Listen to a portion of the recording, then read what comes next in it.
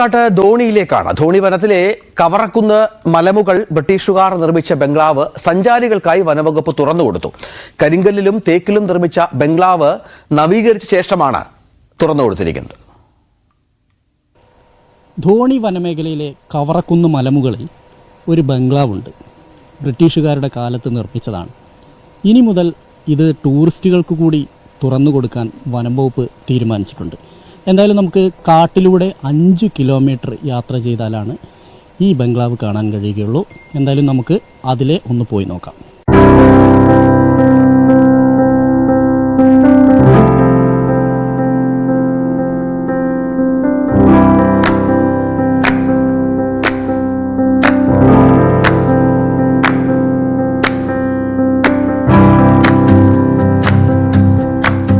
ധോണിയിലുള്ള വനം വകുപ്പിന്റെ ആന പരിശീലന കേന്ദ്രത്തിൽ നിന്ന് 5 കിലോമീറ്റർ വനമേഖലയിലൂടെ യാത്ര.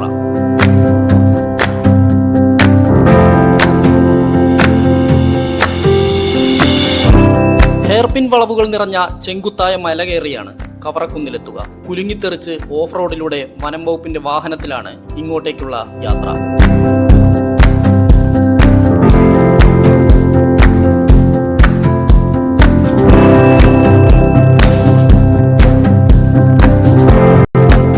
വഴിയിലാണ് ധോണി വെള്ളച്ചാട്ടം സ്ഥിതി ചെയ്യുന്നത്. കിഴുക്കാംതൂക്കായ പാറക്കെട്ടുകളാൽ സമൃദ്ധമായ പ്രദേശത്തെ കാഴ്ചയും നയനമനോഹരമാണ്.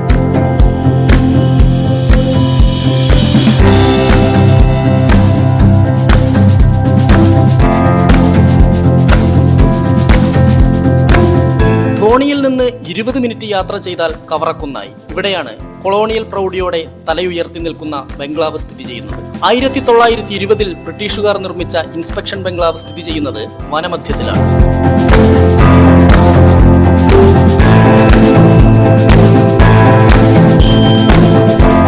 തേക്കിൻ തടിയിൽ കൊത്തുപണികളോടെയാണ് വാതിലുകളും ജനലുകളുമൊക്കെ നിർമ്മിച്ചിട്ടുള്ളത്. കരിങ്കൽ ചുമരുകളുടെ പ്രൗഢിയും ബംഗ്ലാവിന്റെ ഗരിമ വർദ്ധിപ്പിക്കുന്നു. 50 ലക്ഷം രൂപ ചെലവഴിച്ചാണ് ഇക്കോ ടൂറിസം പദ്ധതിയുടെ ഭാഗമായി ബംഗ്ലാവ് നവീകരിച്ചിട്ടുള്ളത്.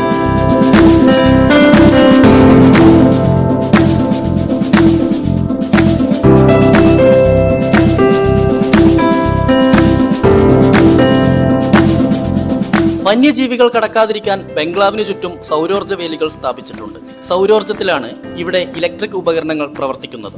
2 പേർക്ക് 7000 രൂപയാണ് ഒരു ദിവസം ബംഗ്ലാവിൽ താമസിക്കാൻ വനം വകുപ്പ് ഈടാക്കുന്നത്. കവറക്കുന്നിൽ വനം വകുപ്പ് നവീകരിച്ച ബംഗ്ലാവാണിത്. ഇനി മുതൽ വിനോദസഞ്ചാരികൾക്കും ഇത് തുറന്നു കൊടുക്കും. 7000 രൂപയാണ് ഇതിന്റെ വാടക. ഈ വാടക കുറച്ച് കൂടുതലാണ്. എന്തായാലും ഇതൊരു 3000 രൂപയെങ്കിലും ആക്കി മാറ്റാൻ വനം വകുപ്പ് തയ്യാറായാൽ ഏറ്റവും സാധാരണക്കാരായ ആളുകൾക്ക് പോലും ഈ വനമധ്യത്തിൽ വന്ന് താമസിക്കാൻ കഴിയും. ധോണിയിൽ നിന്ന് ക്യാമറാമാൻ പ്രജിത്ത് കോങ്ങാടിനൊപ്പം എസ് വിനേഷ് കുമാർ, ന്യൂസ് 18.